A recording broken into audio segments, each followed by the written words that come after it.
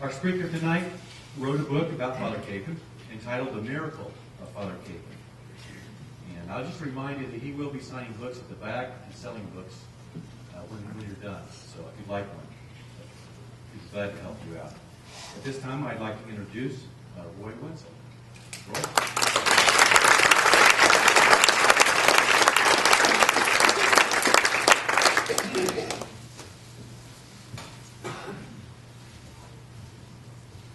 Can you hear me? Oh, right.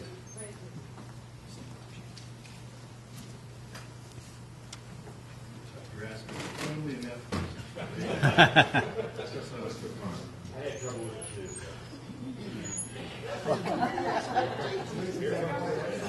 This man looks like he knows like the man at the podium.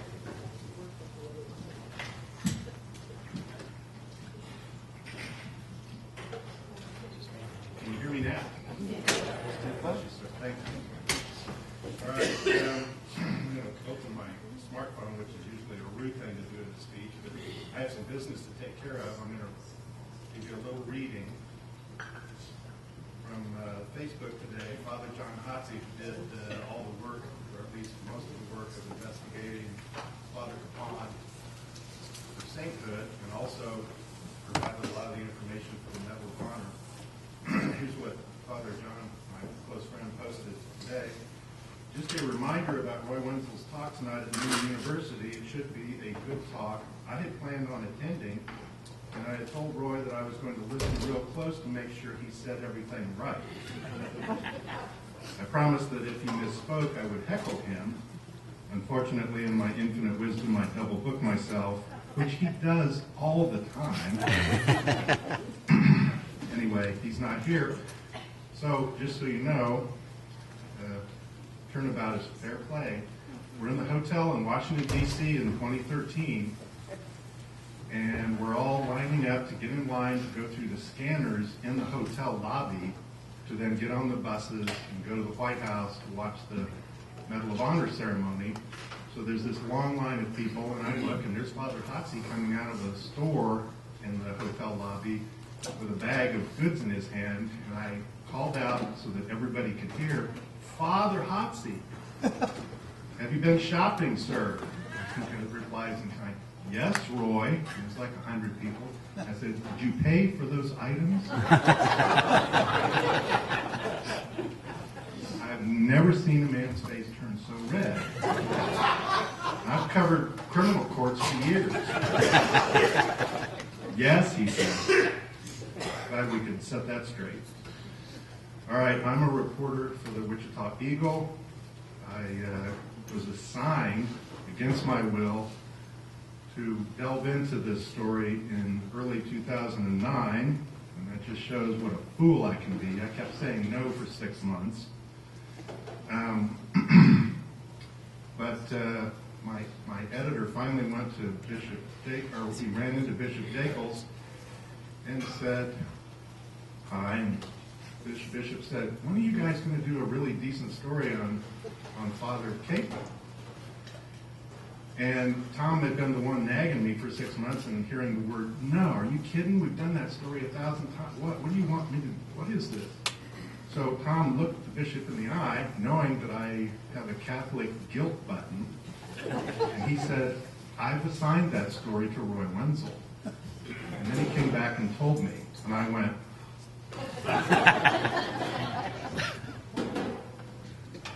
So there we went. My first call was to Father Hotze, and I thought there wasn't going to be anything new after 60 years.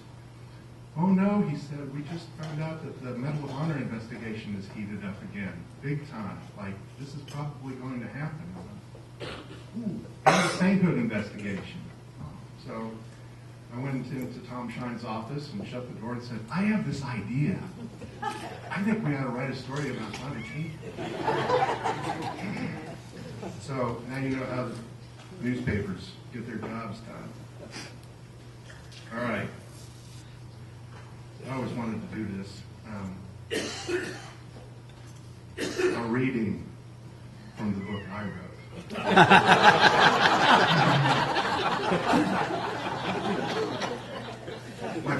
Terry is right here. Raise your hand. This is his wife, Sandy. He used to sit there. I gave the readings for all the way through high school. I was the guy who did part of the readings. So, even then, I wanted to do it like that. This is the first time. Okay, here we go. One bone cold day, Sergeant First Class Bailey Gillespie lay on the dirt floor of the death house, the former Buddhist monastery, where the Chinese Communist guards dumped the POWs they thought were finished.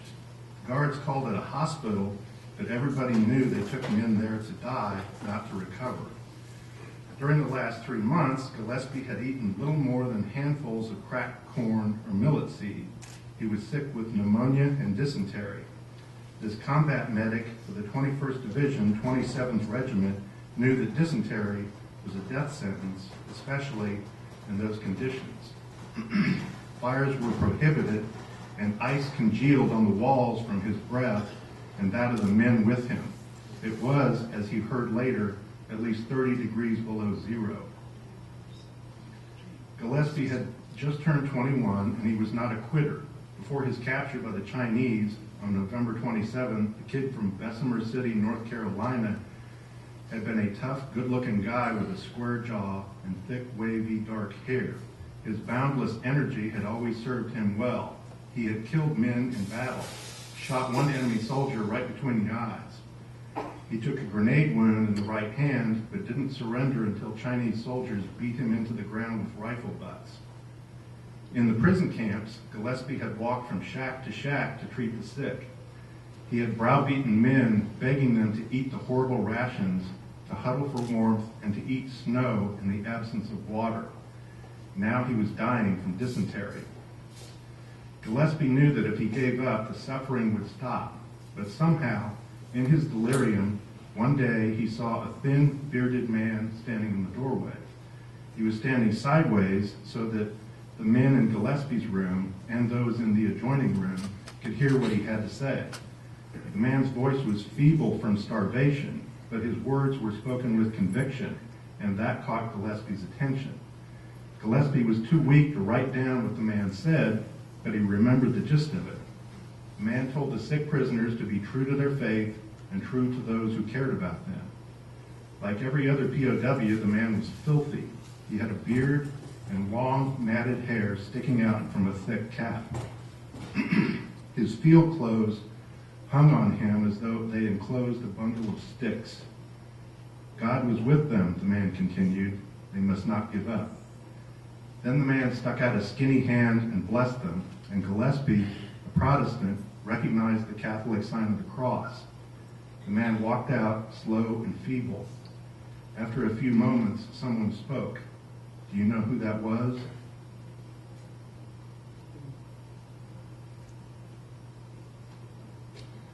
I talked to Gillespie by phone, but I went to the shore of Lake Ontario in 2009 and talked to Herb Miller, one of my all-time favorites. He's in his 90s and still does his garden every year. Herb Miller was a sergeant in the 8th Cavalry, which was the unit that Father Kapaun, and it is Kapaun, by the way, was assigned to, and was captured with Father and the few hundred that survived the massacre that they were all involved in. And at the end of the battle, some terrible things happened. Miller was lying in a ditch with his ankle shattered and his shin shattered by a grenade blast. He'd been pulling dead Chinese soldiers that he had killed himself on top of himself to hide, because the Chinese had this little habit of shooting the wounded. They shot their own wounded too. It was like put them out of their misery kind of a thing, more than a hate kind of thing. So Miller is unable to move. Once in a while he'd throw a grenade out and take out some more bad guys.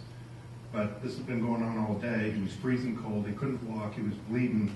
In his kitchen, I said, because reporters tried to verify information, I said, let me see your ankle. I wanted to see for myself. And so this was in New York State. in his little tiny isolated house, and he did. He just bent down, pulled off the sock, and it looked like it had been blown up by a grenade, all right. So anyway, he's lying there in the ditch. Father, meanwhile, is in this dugout, short little walk away, sandbags and trenches and that kind of thing, and there were about 40 guys in there, and Father had just saved all their lives because the Chinese were shooting into they were in the middle of this massacre, and the Chinese had finally got close enough, they're starting to shoot into the dugout, shoot into the wounded that Kapaun had drug in there. So Kapaun got them, he found a Chinese officer among the wounded that they had piled up in their own dugout, and he asked the guy, hey, tell him to stop shooting, we'll surrender. Chinese had a habit of shooting prisoners, but he talked them into surrendering those guys. Surrender seemed like suicide. The GIs had heard stories of atrocities in Korea, and Father had written a friend weeks before that, quote, the Reds were not taking prisoners, so we resolved to fight them to the finish because we would not have a chance if we chose to surrender. But in the dugout now, Father made a bold move. He approached a captured and wounded Chinese officer, said he would surrender. The Chinese stopped shooting. They took Kapaun and 15 or so of the wounded who could walk as prisoners. Dr. Anderson thought Kapaun's negotiations saved 40 lives in that dugout. Kapaun, under guard, stepped out of the dugout over dead men piled 3 high. Down by the road, he saw an enemy rifleman take aim at a GI lying in a ditch.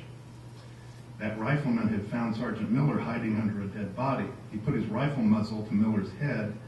Miller thought the muzzle looked big enough to crawl into. He would die now. Then he heard footsteps. So did the soldier about to kill him. The Chinese soldier, distracted, looked toward the dugout, his rifle still touching Miller's forehead. Miller turned to look himself. They saw an American officer walking toward them. He was tall, skinny, unarmed, and he walked as calmly as a man about to pay his grocery bill. Kapaun had walked away from his captors in the middle of a battle, risking a bullet in the back, but his captors held their fire. Kapaun walked to the rifleman, shoved him aside, brushing the rifle barrel away from Miller's head with his arm. "Let me help you up," he said. His voice was calm. He got Miller up on one foot and then helped him onto his back. Miller turned around to look. The soldier who had wanted to shoot him aimed his rifle, but did not fire. He looked puzzled. With Miller on his back, Kapaun walked toward the Chinese who had taken him prisoner at the dugout. Miller waited for death, but his would-be executioner just let him go. He didn't know what to do, Miller said later. Father Kapaun had that effect on those guys. So, when I first heard about this guy, I didn't believe it. Because one thing that we're taught to do is to try to tell truthful stories. And so you hear stories that sound just impossible or improbable, and you probably need to think, yeah, that probably is, and that probably didn't happen quite that way, or maybe it didn't happen at all. But there's just so many of these things in the letters and in the stories told by the soldiers who were there that it's pretty clear that yeah, these things did happen. There were multiple witnesses. We ended up flying all over the country and talking to, I think I ended up talking to 15 or 18 POWs who were there and saw all of this. So it became pretty much an effort of joy to try to put this thing together. I wasn't resisting anymore. One of the things I want to mention is that all sorts of things happen, usually with stories. Stories just, if they go on for very long, they're really hard to do. It's not easy. They wear you out. There's always these frustrations. People don't want to talk. They don't return your calls. They promise you they're going to give you the X documents, and they don't. Every time one of those obstacles happen in every story, every time one of these obstacles happened, and while we were working on the Father Kapaun story, Travis, the photographer, and I just looked at each other and said, well, that won't last long. And it never did, because this is the only story I've ever worked on where you'd find these obstacles and then they would just magically go away. So, for example, on that trip east, where we talked to Miller, we also, I had set up, so he was going to be one guy we talked with, and before we got to him, we were going to stop off in Cumberland, Maryland, and talk to Bob McGreevy, who also had been a prisoner of war. So so the Eagle, sent us, but their travel budget isn't that big, and this was kind of a big deal for us to ask for two guys for like 4 to 5 days, whatever it was. So the night before we're about to get on the plane, McGreevy calls me and says he's been suffering for 60 years from PTSD, and he's just decided, I can't do this. I know I promised it to you, but I can't. I just can't do it. I've had nightmares almost every night for 60 years, and they get worse when I think about this, and I really want to help Father, but I just can't do this. And I said, And, in most situations you panic, but by that time I'd been working on the story for months, and I knew this was going to go away. So I just said, okay, well, we got to go all the way from D.C. to Lake Ontario to talk to Miller. So tell you what, I want to shake your hand. So we're going to stop in Cumberland whether you want us to or not. And we did. He said, well, I'm still not going to talk to you. And he's a very big, gruff guy. Killed a lot of people back in the day. So, there's that. I didn't even bother to tell Travis that he had said he wasn't going to talk to us because I knew it was going to go away. Travis and I are real close friends, so we like to pull stunts on each other. So I did tell Travis 30 seconds before we pulled up to McGreevy's driveway. I still didn't have this resolved. We got out. He comes out. He saw the car pull up. McGreevy walks out onto his front porch, this huge, still very muscular, good-looking guy. He says, I told you I wasn't going to talk to you, but I guess you might as well just come on in. I said, and Travis is shaking because I just told him he wasn't going to talk to me, and then McGreevy says that, and I said, remember that thing? Oh, that thing, yeah, okay.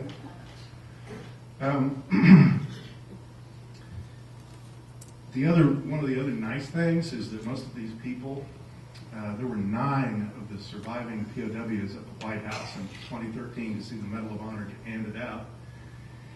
Virtually all of them are not only Republican, but conservative Republican. And when I was actually the one who called them up one by one because everybody else was kind of busy and too busy to notify these guys this Medal of Honor thing was going to happen. So I was the one who told them they were all going to be invited to the White House. All these calls. And there was usually a silence, like a joy, like they're finally going to give it to him. Wait a minute, do I have to go see that guy? There were some other words thrown in. Would you like me to tell you what those words are? But we get there, everybody gets there, and the Obama people had worked this and worked this and worked this. They made it completely apolitical.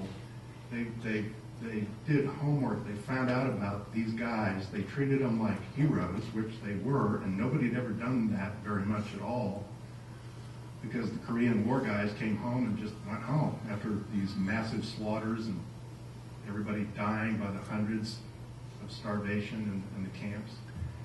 And at the end of it, these Obama staffers are all talking to these people. I mean, they were coming to me, the Obama staffers, and saying, could you introduce me? So these guys were like rock stars, and it was wonderful to see how some of the edginess just melted away from these old guys who had never really been honored before. And they started, they're good dudes, all of them. So they started making a point of seeking some of these people out and thanking them. So that was kind of a nice thing to see. But this kind of nice, happy ending kind of a thing, I mean, it didn't happen for Father. He died. But every time we, like I said, every time we encountered a difficulty or edginess or something, Travis and I just looked at each other, yeah, that's going to go away in about 5 minutes. I'm going to kind of just hop around a little bit, hopefully with a point to some of this. One of the things that the church investigators tried to do starting 60, 65, whatever years ago, when they started investigating him for sainthood, is they started asking these battle-hardened soldiers who have been through human wave attacks multiple times, because the bad guys had thousands and we had hundreds, and we had machine guns. They've been through all of that for months, and then they're all slaughtered in this last battle, and survivors are drug off on a death march. So the church investigators started, well, did he pray every day? Was he a holy man? And if you're a soldier who went through all of that and saw him perform what they considered just amazing physical feats of courage and especially resourcefulness, and if you saw him repeatedly give his food away, and if you're a battle-hardened soldier listening to somebody asking you these questions, you kind of go, huh. So I'm not saying that to criticize anybody or any institution, but I'm just going to tell you there's a reason that he factually saved hundreds of lives. One guy. Part of it was he just was a heck of a leader, and I'll get to that in a minute. The other thing, though, was he was incredibly resourceful. Larry and I are farm kids. From the time you're 6, you have to go out and do chores, and that just sounds like 2 words, except that a lot of chores is you have to solve problems, including unexpected problems, all the time. A piece of wood breaks and your gate holding the chickens in doesn't work anymore. Well, everybody else is 6 miles away. It's on you. Don't let the chickens out. That's money. That's our survival. A machine breaks down. Now, Larry will tell you, anytime this happened to me, everything had to shut down because the idiot here didn't know how to fix anything. But you see what I mean? Resourcefulness. So, I'm going to tell you a little story about Kapaun when he was 6 or 7 years old. And I got this from a woman who was 104 years old, Amelia Ndushka. I'd love to say that name. It's a Czech name, like Kapaun. She was his neighbor, and she told me this about 3 weeks before she died. And I'd heard this story, and I really wanted to get it bad, and by that time, most of Kapaun's relatives and friends who knew him had died, because he was born in 1916. So Father Hatzi got me into the nursing home, and Amelia Vindushka is sitting there, and I'll use my hands like her eyes. They're closed. She's sitting in the chair. Hi, Amelia. Hi. I want to ask you something. Okay. Tell me about Father Kapaun and the cow. And here's what happened. And she told me that when he was 6 or 7, he was old enough, like farm kids are, old enough to have hand strength to milk the cow. It's hard. It's hard to do. You have to have hand strength to do it. They needed him to do that so that Bessie could go out and help Enos in the fields. It was her job to milk the cow. She'd been doing it for years. So she trains him up, ties the cow with a rope to the gate. Cow stands there, gets milked. He says, okay, I got this. I can do it tomorrow. She goes to the fields the next day, and he comes out to milk the cow, ties her up, and she backs away. And backs away again and won't let him do it. Now remember, he's 6 or 7 years old. What do you do about this?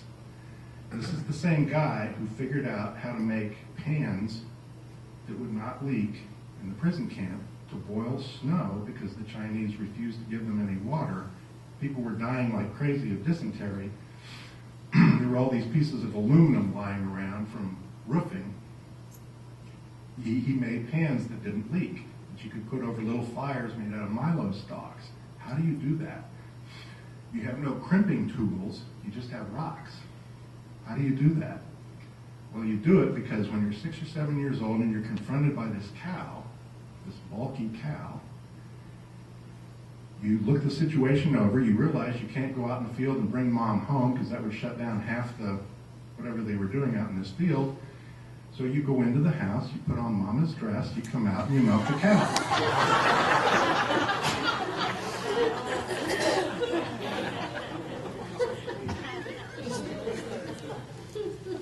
They were desperate for water. The Yalu River on the border of China with China was right there. They had buckets. They'd scrounge these buckets, but they leaked. So these soldiers would put them on sticks, and you have the buckets here, and they leaked. And by the time they got back to where they could dump the water in better containers, half or 2/3 of the water was gone.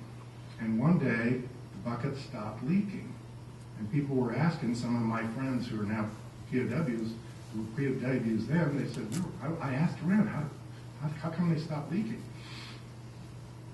He had patched tires on the farm, heat up a little rubber and get it to the right consistency, and he patched these buckets so that they wouldn't leak anymore. He was all the time going around doing stuff like this. Water, and especially heated water, was crucial to these people surviving. There were 3,000 to 4,000 soldiers, not just from the 8th Cavalry, but from a bunch of other units that got overrun at the same time in this camp at the beginning of the winter of 1950-51. By the time he died, 1,200 other people had died by May. And right after he died, the Chinese, who were apparently very interested in public relations during the Korean War, decided it would look very bad for their country if all these people were dead when it was time for the end of the war and the prisoner exchange. So they finally started feeding them more than they were feeding them before. All they were feeding them was about this much birdseed every day. And they didn't even grind the grain. So millet, Milo, a little bit of corn sometimes, some soybeans, which taste terrible in their original seed. I tried it on the farm. And you couldn't digest it, even if you chewed it up. And that's what they were feeding them. I mean, ideally, you have water, you heat it up, you soften the seeds. But these soldiers were so hungry, they would just take it and put it in. So all it did was give them no nutrition and strip their guts. It was like agony. Here's where he was a leader. It wasn't just the resourcefulness thing. The Chinese separated the officers from the men deliberately to try to break down their cohesion, their unit cohesion. And they started abusing them in the sense that they were starving, and they would sort of hint around to them, hey, if you help us, maybe there's something in it for you. Meaning, if you make recordings denouncing the United Nations effort in Korea, maybe we can talk. Well, that's betraying your country. And Father didn't like that, and neither did, there were plenty of soldiers who on their own just said, we're not going to do that, no matter what. But most of those soldiers in that camp were 17, 18, 19-year-old guys. And I don't know about you, but I'm not nearly as fast or as thin as I used to be, but I can kind of handle setbacks and disappointments and maybe some big scares better now at my age than I could when I was 20. So these guys were in 30 and 40 degree below zero nights. They had no nutrition for 7 or 8 months. They were dying 30 and 40 at a time every night. There was an easy way to relieve the pain. All you had to do at night, when everybody's literally hugging each other to stay warm and therefore stay alive, was roll away. That's all you had to do. Painless, and you die of hypothermia very quickly, especially when you're down to skeleton size. So this was a very serious situation. And they, on the death march, they were starting to refuse to obey their officers' orders. They'd been through this 3-day massacre, and those that were still alive started refusing to carry their own wounded. And so these guys, these wounded, would stay in the ditch, and the Chinese would do what the Chinese did. There would be a gunshot a few minutes after the column had moved along. And so the officers were desperately trying to stop this, and they were pleading with the soldiers who were in shell shock and hadn't eaten in 3 days during the battle, hey, come on, pick up your wounded. and they wouldn't do it. Walk away.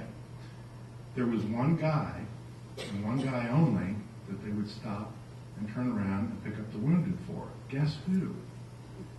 Here's why. It wasn't because he had stripes on his sleeve or whatever a captain wears. His rank was captain.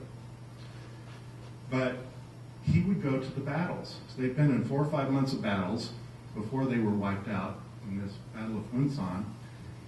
And these battles were usually terrible things where we had only so many soldiers, and there's these thousands coming in human waves.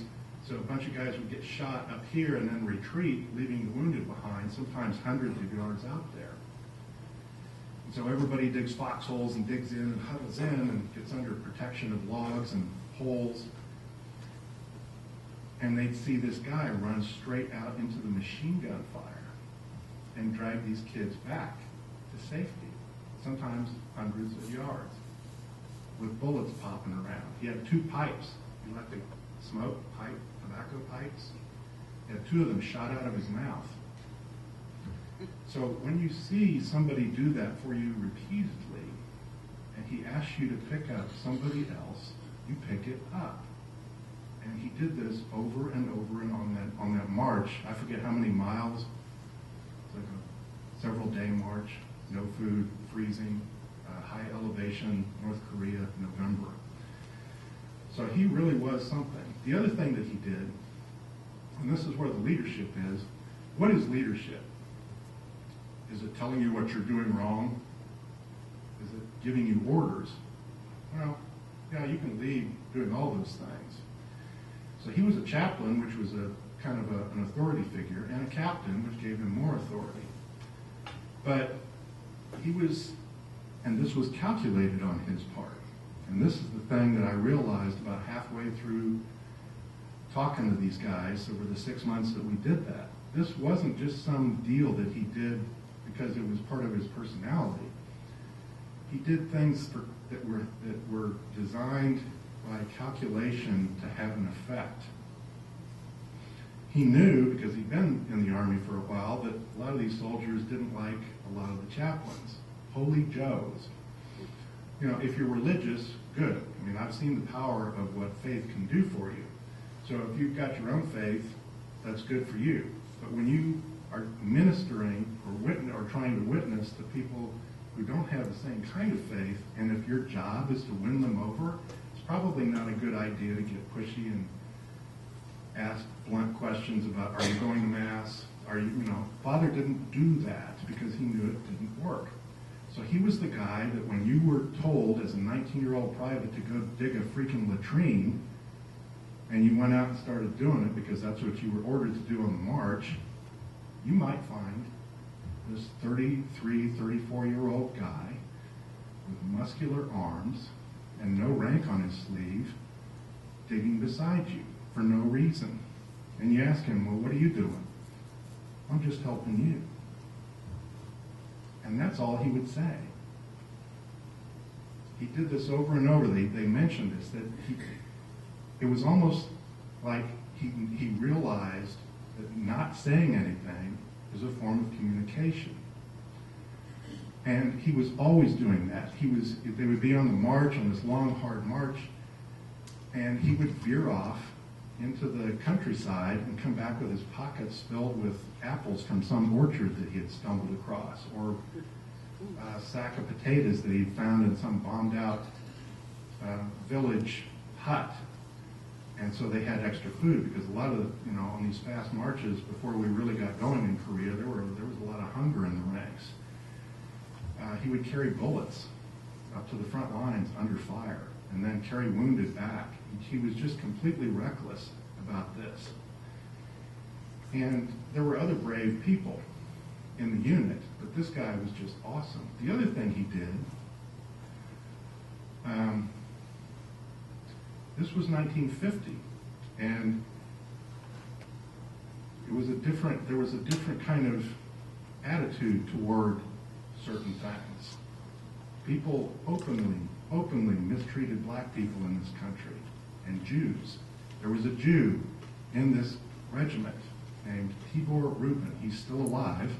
I talked to him, he won the Medal of Honor. He won the Medal of Honor because a bunch of people in that unit mistreated him because they hated Jews. So one day, for example, they left him alone to defend a hill by himself, thinking that's a good way to get rid of this little, whatever you want to call him. And he'd survived a death camp experience for years in Austria. He was Austrian, an Austrian Jew. He'd been a kid during World War II in a death camp. He knew something about survival, so he looks around and fills several foxholes as the North Koreans are marching toward him with grenades, lines up several machine guns, and then just runs from one foxhole to another up the hill while the North Koreans are coming after him. He drove them back and then got denied the Medal of Honor until 40, 45, 50 years later when some of his friends talked to people at the Pentagon. We got a different country by then with a different attitude about this thing. He told me that one guy who made a very strong point about reaching out to him before bad things happened was, guess who? The same guy who treated Protestants the same way he treated Catholics. So one time, Tibor's blown up in an artillery explosion, unconscious, lying on his back, and he wakes up with his Catholic priest giving him the last rites. And then he laughed. He told me that. And I said, did that bother you? He's giving you this Catholic thing? He says, oh no, at that point I thought I needed all the help I could get. Another time he was in a foxhole on the front lines, and the North Koreans are coming, and he can hear the bullets skipping off the lip of the foxhole, and all of a sudden, there's a body beside him, living. Guess who? Father Kapaun with no gun, but he reaches into his coat and gives him a grin. They're right on the front lines. The bullets are still pinging up there. He says, hey, Tibor, I got an apple. You want an apple? So when everything was falling apart, when they're starving and stealing food from each other, this guy shows up in your hut and gives his own food away. Puts it down, just this little handful, says, God bless this food that we can not only eat, but share. And he doesn't put a little twist on it, he just says that. It was a hut full of people some of whom had been stealing from each other because they were freaking desperate. Guess what stopped after that, at least somewhat? One of the other things that he did that was just completely reckless was toward the end of this experience, the Chinese, the orders come down from wherever, now or whoever, we got to start brainwashing these characters. So they're already starved and skeleton-like, and they start having classes where they'd sit several hundred of them down and start teaching them about the glories of Marxism and socialism and the evils of capitalism where you have greedy people.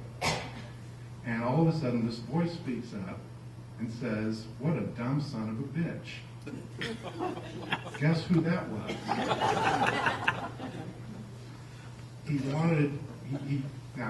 He occasionally swore because he was human.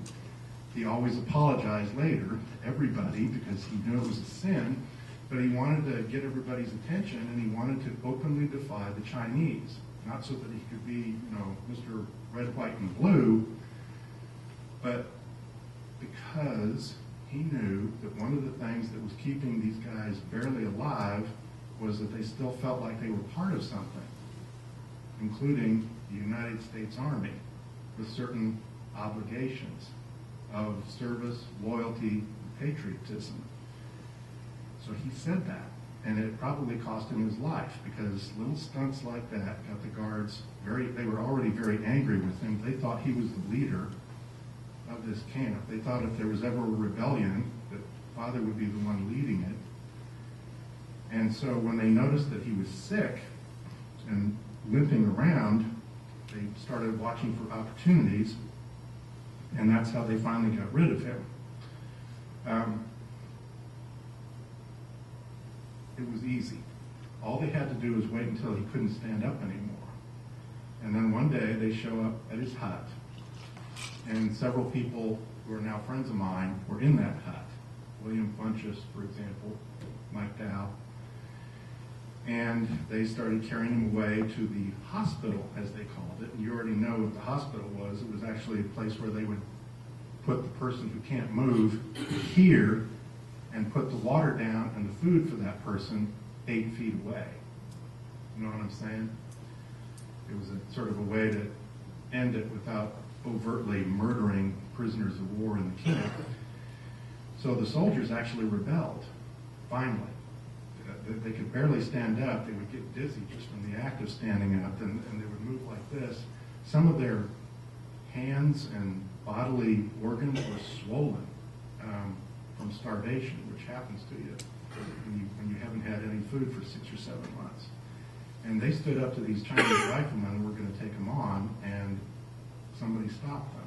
Guess who? Lying there on the mat on the floor. And said, just stop, I'll go. And one of the other guys that was there was a guy named Bob Wood, lives outside of St. Louis. The Chinese were going to carry him away. Kapaun says, let them do it.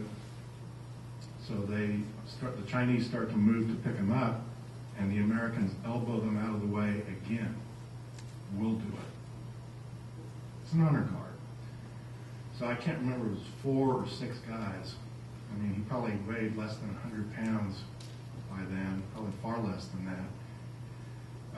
But they picked him up, and they carried him. And so that's how I know that as he's being carried inside the doorway of the death house, as Bob Wood told me, that skinny hand comes up and he blesses the guards who are murdering him and asks their forgiveness. So that's how it ended for him in the earthly sense of the word. These guys came home and made sure that they turned him into a hero because they felt like he deserved that. Almost all of them, by the way, who have carried the torch for him ever since they came home in 1953 are Protestant or non-churchgoers. There were several Catholics. But they started writing letters. They put him in for the Medal of Honor. It was turned down because the Army rules at the time is we don't give medals of honor to prisoners of war, which puzzled these prisoners who had seen multiple heroics from all sorts of... Tibor Rubin kept a lot of people alive also, doing some pretty amazing things in that prison camp. So they started, when they crossed the line at the exchange, they said, where are the reporters? Which I said something like that. We can be useful at times. And they made a beeline for those guys, and so the next day there were all these Associated Press stories in papers like the Wichita Eagle and the New York Times describing the exploits of this guy. And they just kept after it. They thought, surely this will work. He gets the Medal of Honor, and he's a saint. It was obvious to everybody who saw this, and it just didn't happen. Not until 2013, when they finally give him the Medal of Honor. The sainthood thing is going to take quite a bit longer. The church has a very long process that involves miracles that happened, in recent times because people prayed and so on. So who knows when that could happen? Maybe never. But it's just an awesome story. And the last thing I want to tell you about this sounds like a really boring thing, and I put it off until I absolutely had to do it. At the end of this 6-month effort, I made myself read his sermons. I don't know why I was so reluctant. I guess it was because it was just so great a thing to talk to these living heroes who had seen this stuff up close. But I finally started reading these sermons, and I found, and they were all very well written. It really struck me. Somebody like me looks for rhythm in sentences, which sounds odd, but most people just clunky type or clunky write. They just write words and words. Some people write like music, where there's this flow and this rhythm. He had that rhythm in many of his sermons. It was kind of amazing. He also, by the way, wrote them in Czech and English, because many of his parishioners were Czech. Well, then I come across a sermon that he wrote when he was still just a brand new priest. The year was 1941. And when I read it, I was just shaking at the end. So 1941, he's still in his, he was born in 1916, so do the math. We're not even in World War II yet at that time. It's April, Palm Sunday, and it's his sermon for that day. And there were these lines that just startled me. And I realized then, oh my gosh, he had all of his actions in the prison camp and on the battlefield, he planned those out when he was still a kid. He didn't even know he probably didn't even know where Korea was in 1941. Why would anybody know where it was? Listen to this. Men find it easy to follow one who has endeared himself to them. A man finds it a pleasure to serve one who has saved his life. Wow. How old is he? I can't do the math. 25.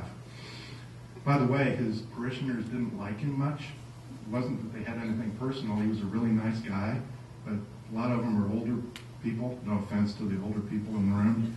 But they're like, I can't, this is not good. I mean, he'd grown up in that church. I can't say my confession to him. I've known him since he was this tall.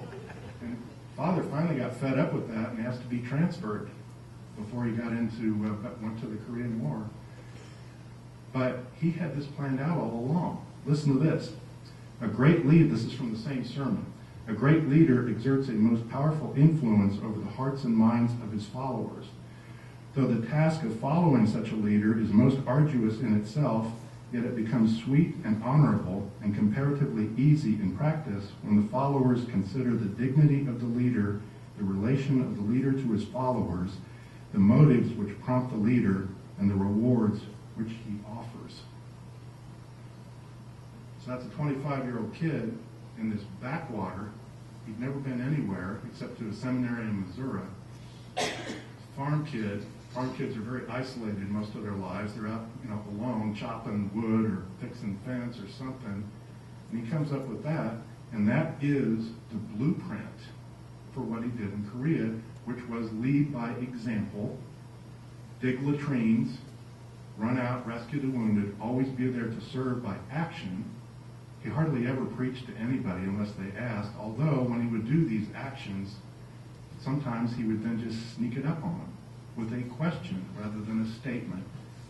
Would you like to say a little prayer with me? How are you going to say no to that? He had atheists, agnostics, and Muslims praying the rosary with him in that camp, praying the Catholic rosary with him. Part of it was defiance of these people who are murdering us. But part of it was, darn right we're going to say the Catholic rosary here because this guy's the real deal. So think about it in your lives.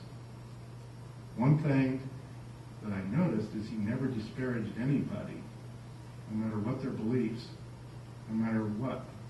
There were several different kinds of Allied prisoners in that camp, not just Americans. There were British. There were some Turks, because the Turks were helping us in that war. And they were really tough people, and they were hardcore Muslim.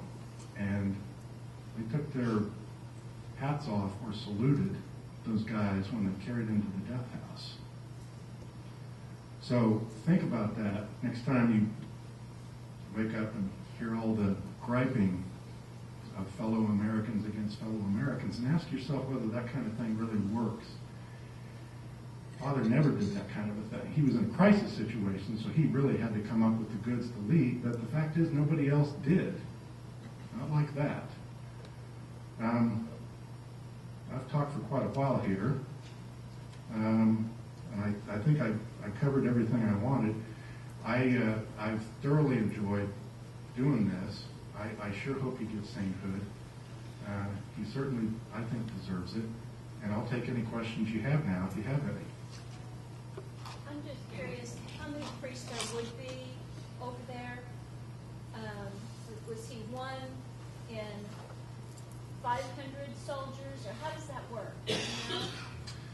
I think the 8th Cavalry, before it got wiped out, had something like 3,200, 3,300 soldiers, and there were probably 3 or 4 chaplains, and he was the one Catholic in the bunch.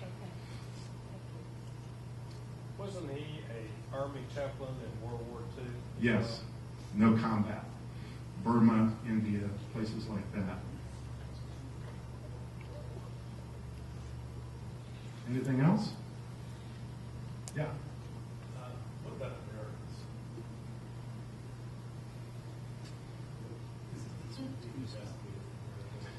How does that stand? The Catholic Church doesn't just hand somebody a medal and declare them a saint just because they did spectacular things. And so I don't entirely understand the process, but they keep their ear to the ground. They encourage people, including at masses at times, if they think that something's happened, in their neighborhood, so to speak. And so over the years, there have been several kind of awesome things that have happened to several families decades after Father died, where it was just inexplicable that somebody survived. And usually these were like very severe injuries or illnesses. And so Chase Keir, for example, his pole, he's practicing pole vault, the pole snaps, his head is just crushed. And if you've seen the picture, it's in the book, which you can buy, by the way. There's this incredible dent, a huge dent in his head, where it looks like about a third of his brain has disappeared, which those of us who know Chase say that probably happened before the accident. There's no way, his doctors said there's no way he could have survived. The neurologist said there's no way this kid is going to make it. And 2 months after it happened, he walks home. He walks out to the car and goes home. Everybody's praying to Father at the time. There was a girl, Avery Gerleman, who developed a horrific autoimmune disorder. And this is even better than Chase's story. Her body turned on itself, and so her antibodies and everything else in her body are literally eating out her own organs. So she's bleeding in the lungs and the kidneys. They do scans, and they can see horrific tissue damage that should have been fatal, and it wasn't. And then eventually, she just keeps getting better after months, and after many prayers to guess who. And she walked out of the hospital, and when they did the scans, all that tissue damage where there should have been horrific scarring, there's no scarring. She was, a year and a half later, she's back to playing competitive soccer, where you have to breathe real hard. So all of this stuff has been investigated by the Vatican. The Vatican, by the way, doesn't just roll over and declare sainthood just because they like somebody's newspaper story. There haven't been that many saints compared with all the people who raised their hand and said, I think that person's a saint. Lourdes, one of the most famous places for healing. I think over whatever it's been, mid 1800s, there have been several, only about 40 cases where the Vatican actually went out and investigated to see if somebody survived because of prayer and a miracle, and hardly any of them were declared miracles. In other words, the Vatican is pretty hardcore. They want credibility. They want to be fair, but they're pretty rough on these stories. They don't just blindly accept them. And so, Monty, they send people like lawyers.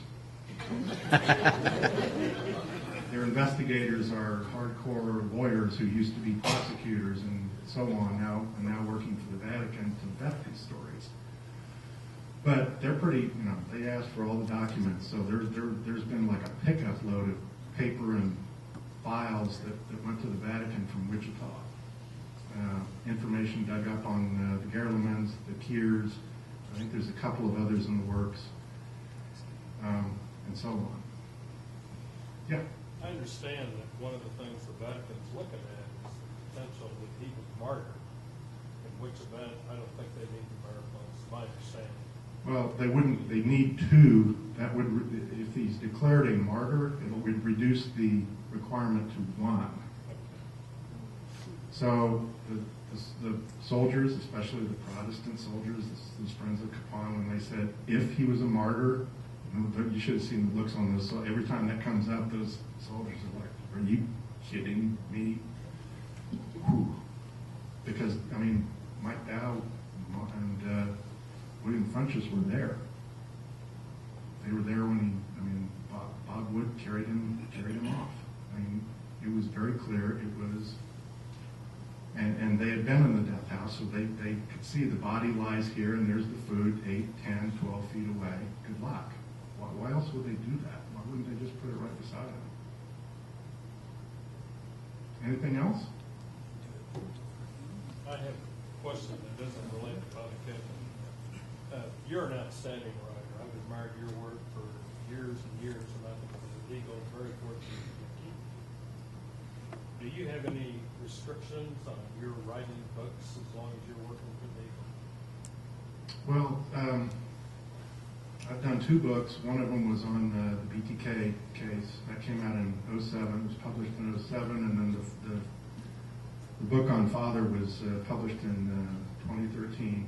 And I had already done, months of reporting while getting paid a salary. So legally, ethically, and otherwise, I mean, I didn't get anything except my salary, which I was very glad to have, by the way, in this economy. And also, I got to do 2 cool books. I could go off and do one on my own, but I have 2-year-old identical twin granddaughters and a redheaded 9-year-old granddaughter, and I'd rather spend time with them. So, one last, I should have done this at the beginning, and I'm sorry. I hope I'm not making you roll your eyes for just one more thing. Kapaun. When I started out, I, like everybody else, said Kapaun because it's Kapaun, right? Well, here's the story. So in 1953, the soldiers come home, and he called himself Kapaun. His brother Gene called himself Kapaun. The whole family was Kapaun. POWs called him Kapaun, his friends. When I started calling him, I called Mike Dow in Texas. I called Bob Wood and outside of St. Louis, like I think the first day. I said, I want you to tell me about Father Kapaun. And they said, who is that? And who are you if you don't even know how to pronounce his name? Remember, these guys are killers. They're friends of mine now, but they still scare me. They had this big celebration, and the POWs had dug into their own pockets, and they essentially provided some of the seed money that founded the high school, named after him. Nobody intended to call him Kapaun. That wasn't his name. But it was a big deal. He was still a national hero, and so they brought in Cardinal somebody, I think Spellman, probably the most prominent religious figure in the United States at the time. And he gets up and says, I'm so glad to be here on behalf of Father Kapaun. And Bishop Carroll then follows him, having actually known Father, and said, Kapaun. And Gene Kapaun is sitting out in the audience going, what? And that's where it happened. You don't contradict Cardinal Spellman, apparently. Yes? I'd like to give my take on that. Okay. I grew up, Father Kapaun was my parish priest when I was a little boy. No. And I'm from Pilsen. Why didn't you help me with my book? I wasn't asked.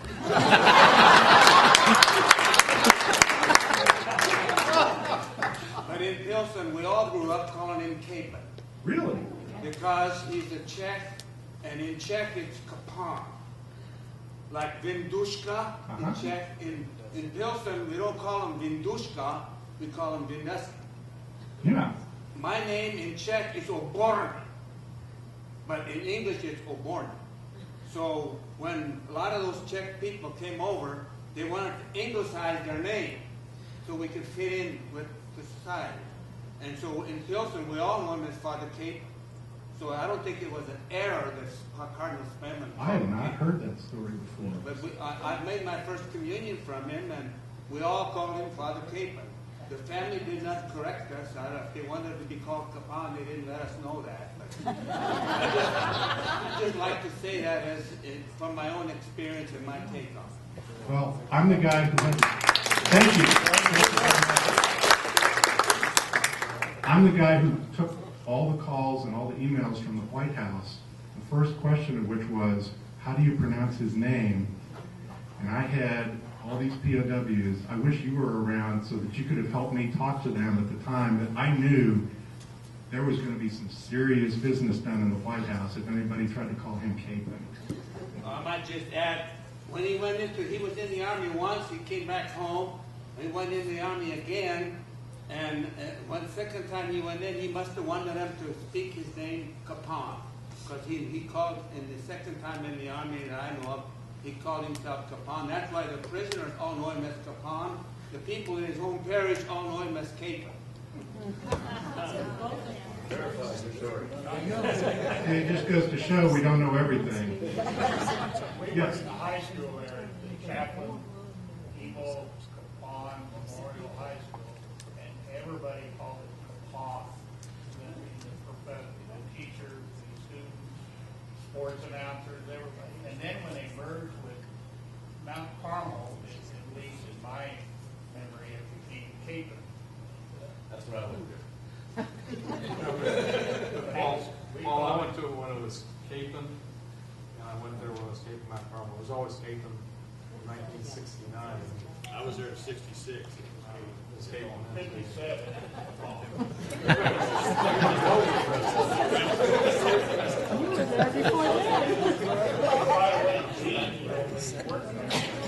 Yes. His brother worked there, was on the maintenance staff, and he told us, our people, years later, he tried to hold back everybody from shifting the name permanently, and nobody would listen to him, so he finally just gave up. Actually, Paul, the people from North didn't call us Kapaun North.